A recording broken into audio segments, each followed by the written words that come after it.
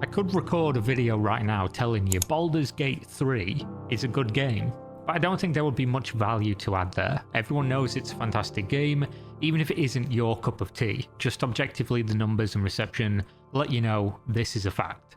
Instead of doing that, I want to talk about what this game, as well as some others, have helped me realise about the gaming industry. I think the tagline for this is, if I wasn't so disappointed, I might actually get angry about it. I don't really have too many strong emotions though, so disappointed it is. So it's almost like you're wiping the soot from a camera lens or the sleep out of your eyes, waking up to the reality that the entire gaming industry has been lying to you for years now. And the thing that's waking people up, or at least should be, isn't Morpheus with a pill, it's not Andrew Tate and these other dorks, it's Larian Studios with Baldur's Gate 3. This is going to sound weird coming off the back of probably one of the best years in gaming, certainly of the last decade by, at least in my mind, a country mile. What 2023 and games like Baldur's Gate have made me realise is that this could be literally every single year. Just imagine it, quality product after quality product, to the point you don't even have enough time to choose between games that are constantly defying what we thought possible from the medium.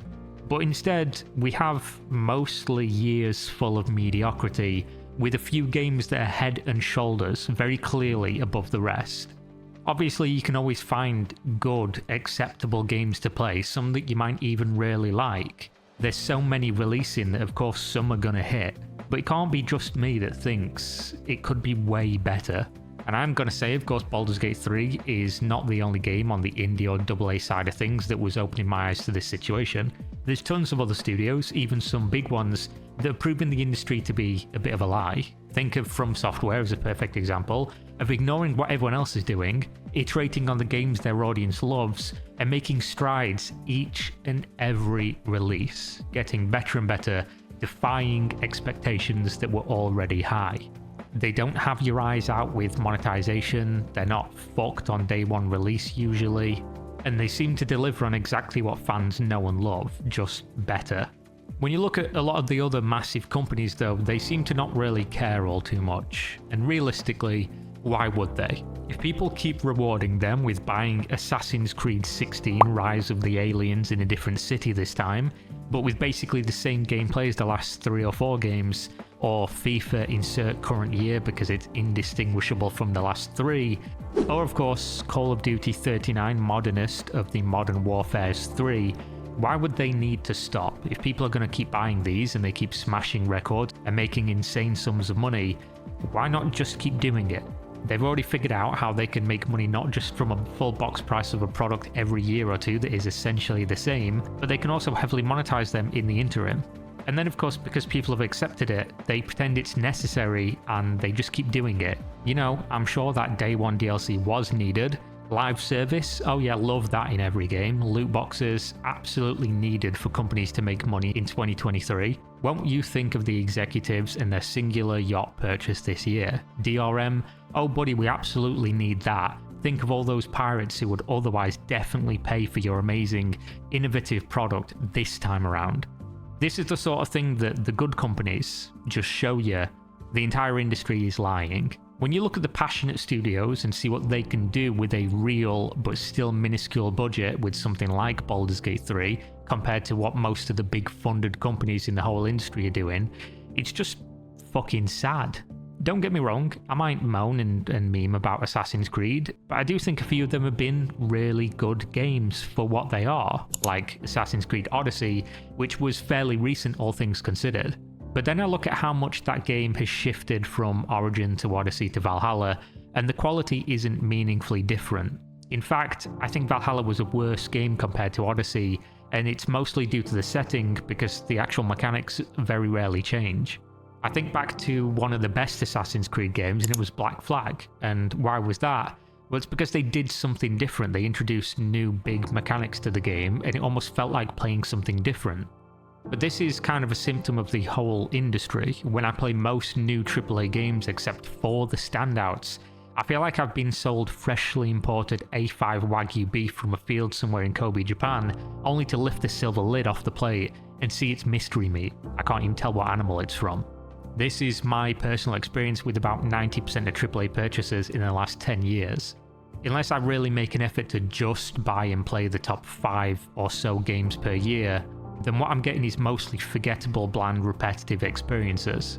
Which is really sad when you look at how fresh many indie games are and how amazing a budget put to proper use can actually be with the evolution of things like From Software games.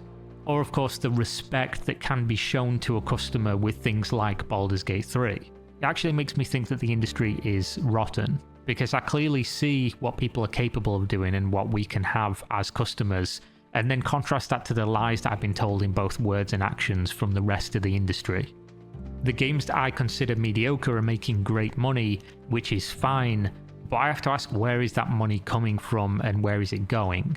Because I know some people are going to disagree with me and think gaming's amazing and AAA is great and everything that comes out is, a 7, 8 out of 10, which is of course fine, but I think there's things you can't disagree with me on, such as things overall, as an average, could be vastly better considering the level of money involved and the experience of those studios at this stage. And obviously I don't know how much of this is because I've changed over time or what I enjoy has changed, because it's a bit of a weird one to look at, right? Because I still enjoy games, I still love games, and there's games that I play that I think are absolutely amazing.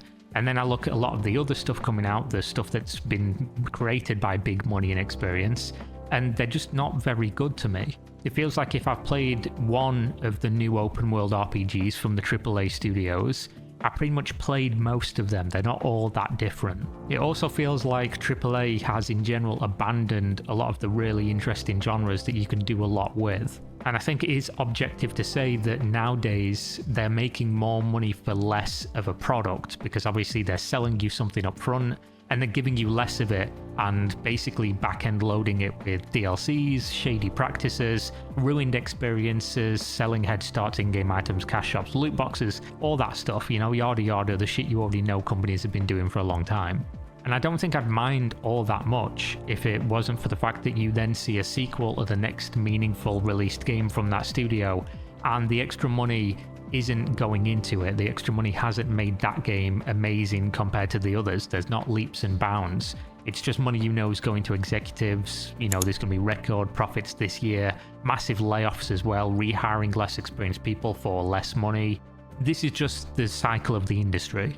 And it sounds water is wet because, company doing company things, making all the money, that's their goal. But at the same time, I can be disappointed as a customer, especially because I don't see the ambition to make the best thing since sliced bread from the people who have the capacity to do so.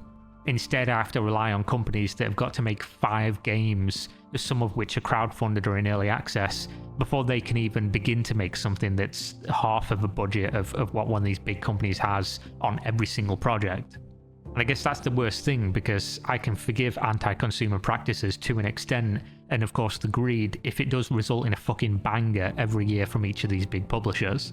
But instead, and luckily, I'm left to rely on the underfunded indie space, which for me has hard carried the games industry, not just in freshness and passion in their projects, but also in respect for my money and my time as an adult who has other shit to do.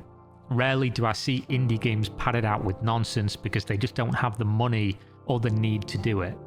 Rarely do I see terrible monetization, intrusive DRM, because they know that trust is more important than a few missed sales, or of course squeezing every penny out of each and every person at the expense of their product quality. Because I think that's what's missing from the industry a lot of the times now. It is that trust, that brand recognition of knowing this company has released games that always respect me, my money, my time, and therefore I'm just going to buy it. Whereas with AAA, you don't know what you're going to get nowadays. You can see these games to have, monumental, huge franchises, and then they come out and they're just garbage. They've obviously just been rushed out, and they seem to be perfectly fine to just release utter slop, which is incredible. Lord of the Rings Gollum, Forspoken, Redfall, the launch state of Star Wars Jedi Survivor, these are just some of the biggest and clearest examples of games that should never, ever have been released in the state that they were, and yet they brazenly were. I would say unapologetically, but at least each of these companies had those big PR teams that they pay for to say, yeah, we fucked up, as if they didn't already know that prior to shipping the game in the first place. To me, that just says, we know it's shit, but you've been eating shit for years, so open wide. And that's sort of the issue with the bloat of AAA and why I think that this is also a problem. They have these massive marketing, PR and legal departments, as well as tons of people who don't actually have anything to do with the game. Then you add on all the executives that exist almost exclusively to suck the life out of the studio while being responsible for many of the out-of-touch decisions and working the actual lifeblood of the creative products half to death during crunch and forced arbitrary deadlines. I guess my whole point is that it is super disappointing when games using legendary franchises just serve up products that a child could tell you is not acceptable to charge money for. In some cases, the games are a few months away from not being an issue, but there's just zero respect for the customer at all. And for me, it's the hubris of it all, the arrogance, that really is annoying. Because I know nothing's going to change for these companies, at least in the short term, because they just get away with it. There's just so many people out there that aren't watching videos like this, that aren't looking at things online, they're not looking at reviews, waiting for people to say whether the game's or not, looking at a company's track record. They're just your average gamer person who spends their time not on social media. They see a new game and they go, oh cool, which is fine. But I'm sure even they would be happy if the company's releasing this dog shit were releasing absolute bangers instead. And obviously, just on the face of it, realistically not every game can be a 10 out of 10 best game ever, but the fact 2023 is such a ridiculously stacked example of amazing games lets you know that there's a massive disparity between the majority of mediocrity pumped out by AAA studios compared to even the good games, let alone the masterpieces that we sometimes see. The floor, I believe, has gotten lower and the ceiling has definitely gotten higher. And just on that point, it just wows me when you see these massive budget studios getting these legendary franchises, and instead of spending an extra year or two per project and making them just real good games for the actual fans who are buying this stuff, not monetizing them crazily, and then we get stuff like Gollum. Like I say, it's just sad. Hello, Kira from the future here to tell you, if you're watching this video, you should go and buy Gamer Supps. They have a bunch of flavors. It's a powder, you put it in water. It's either caffeinated or uncaffeinated.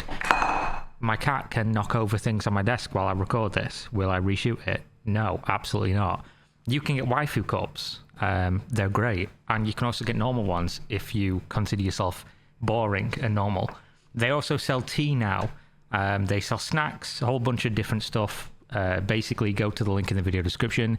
You buy using my code, you save money, gives me a kickback, and just good product. I use it myself. As you can tell, there's a whole bunch here.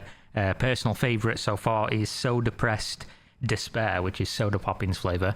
Banger. Anime Girl Thigh. Sour Apple, always a classic. And yeah, thanks. Watch the video, I guess, which is quite old. I recorded this video probably 3 months ago and then just got around to releasing it now. So yeah, on with it, I guess. The next thing that we've definitely been lied to about is piracy and DRM. Maybe people are going to disagree with me here, but at least hear me out.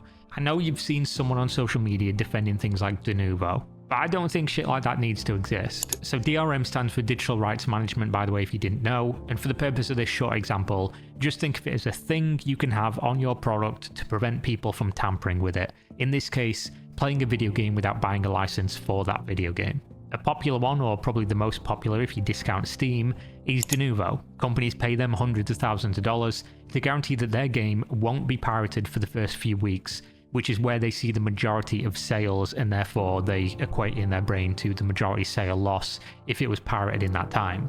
Again, Steam is also a form of DRM, but you can opt out of using it even if your game is on Steam. Baldur's Gate 3, for example, you can just buy it and run it from the install folder, circumventing Steam, playing offline, whatever you want to do. You bought the game, you own it, do whatever. So why did Larian release their flagship game that they've worked on for years without DRM? Are they not scared of the same sales losses that AAA developers have been telling us that they need to protect for all these years? Because those spooky pirates will ruin all their hard work. I think this is best summed up by a man who has been playing 5-dimensional chess for the last 2 decades, while the rest of the games industry were essentially trying to eat the pieces and help each other not to choke on them. I'm going to refer you to Gabe Newell's opinion on piracy from all the way back in 2011. The easiest way to stop piracy is not by putting anti-piracy technology to work, it's by giving those people a service that's better than what they are receiving from the pirates. Essentially, if the product is accessible to purchase and use without pain or hoops to jump through, people are more likely to buy it than to pirate it. This is a fact. On top of this, you can apply this exact same logic to product quality. If your game is a 6 out of 10 copy-paste repeat of what you did a year or two ago, or similar to what a lot of other games are doing right now, people are way more likely to pirate your game. This is a fact. If people do not expect amazing quality from you, they will be more likely to not give you their hard-earned money, especially with cost of living being what it is nowadays. And you know why this is the case? Because despite what AAA companies will tell you about those dirty pirates, most people are happy to support things that they believe from companies that they like. Will the best games released be the top trending pirated games for the release months? Oh yeah, of course, sure they will, but they'll also be the top purchase too. And I'd say, percentage-wise, you're also way more likely to convert those pirates to the game if it's amazing. Especially if it respects the customer. I know this to be true because I've done it myself over the years and know people who still do. And you know what else those people are way more likely to do the next time you release a game after this?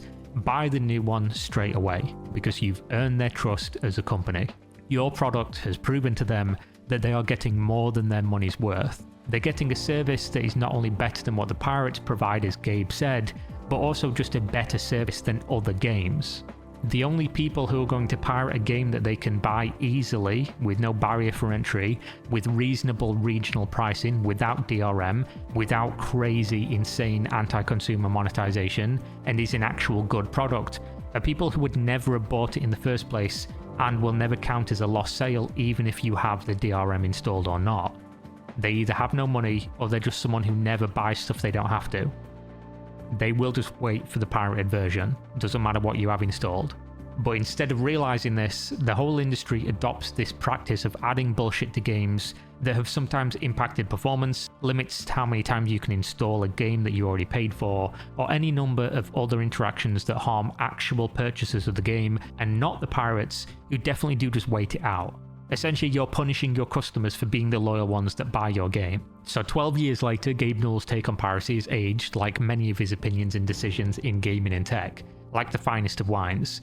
Provide a great product at a reasonable price, which funnily enough are two things that the game industry doesn't seem to care all too much about. Because to them, it's very binary. People pirate things, so what do? The solution is to make them stop by force. They see the problem, but they're blind to the reason or the real solution. The sales that they lost due to piracy should never have been their concern. Making a better game should have been. And for me, when you lay it out like that and when you look at what other companies are doing, this is a symptom of the greater problem, where they're just focusing on things that just don't really make a lot of sense. They don't understand why somebody would pirate something and why somebody would buy it instead. Spending time, energy, and money in worrying about people pirate the game is part of the overall problem of why they're also making bad decisions in other areas. And I apply this same logic to monetization too. Companies like Larian, Supergiant, CD Projekt Red before Cyberpunk, FromSoft, and so many others have figured out that instead of fighting for attention year-round with a live service product to try and nickel and dime people, or try to launch with skins, DLCs, and nonsense, you can just make a better game, and you'll just sell more copies, and then people will also buy your next game in increasing numbers too. And that is definitely enough to fund a game studio. Will it have an infinite ceiling?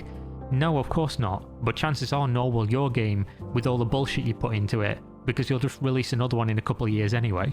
So yeah, it's probably a long video to just say, I'm disappointed at what we could have had and how amazing the industry could be if there was just a little bit, just a little bit more care and effort going into each game. I know sometimes you're going to get a stinker, I know sometimes things are going to go wrong, but it does seem like it happens more often. It does seem like we get a lot more mediocrity and we're moving kind of at a snail's pace in terms of innovation. There's obviously going to be games I don't enjoy and things that I think aren't worth my time but other people really love, and the industry's big enough for all of us, so that's fine. But I do think there's a lot of missing quality across the board that would benefit everybody. To me, AAA games are to the games industry exactly what Marvel movies are to cinema. They're inoffensive, you know roughly what you're going to be getting for the price of admission, They're mass produced for the dead center of customer taste, and the reason I think that's a great comparison is you can see the diminishing returns on them both as people begin to crave more substance for their time or money. Of course, they're still going to have massive fan bases, they're still going to make tons of money, but hopefully people see that there's also another way. For me, when I see a handful of amazing products released every single year that couldn't have possibly be made on an indie budget, games that make the top 5 lists, games that are clearly head and shoulders above everything else, just proves to me that the majority of the industry is in cruise control. And I'm not talking about developers, the actual people writing the code, the artists, anything like that. I know they're busting their ass because crunch is a terrible thing and higher-ups really don't care. I'm definitely not talking about indie games who basically have to release when they've got as much stuff as they can because they don't have the money to continue going. I am specifically talking about where the real money and backing exists to make the best products that often just don't. Obviously, it's easy to make something just acceptable and then heavily monetize that than it is to strive for a really great product. I believe corporate structure is the problem here, of course. And they definitely don't care because they're making more money and they're doing it much easier just doing what they do. But I will end it with a ray of hope, I guess. One amazing thing is that this, I believe, is going to quickly change. I've said for a few years now, but the quality gap between the passionate studios who are working their way up and these companies who have been sitting at the top is shrinking. And it's happening really quickly now. With higher and higher quality pre-made assets, better out-of-the-box tools from pre-made game engines, and much more acceptance of crowdfunding, early access, and investing in smaller studios, the future looks absolutely fantastic. This, I think, will force change in the industry because they will steal ideas, and they'll use those big budgets to iterate on these ideas. Even if they're going to make something that's basically the same quality they are now, they'll have the good ideas that are coming out of indie games. I think it's going to be hard for them not to look at things like Larian and From Software and not be worried about market share threats from these amazing games and others like it, because realistically they just want to make money, and if they see this as viable, maybe they'll do that too, because it is essentially adapt or fall off. Or another way to put it, competition breeds excellence, and we are seeing some excellence that is impossible to ignore from games like Baldur's Gate 3. It feels refreshing to have such a great year in gaming and still have months left. I hope this isn't just an exception, because wow, what could the industry be like if this was just the new normal? I truly believe it gets better from here. Exciting times to come. Let's just see how the industry responds.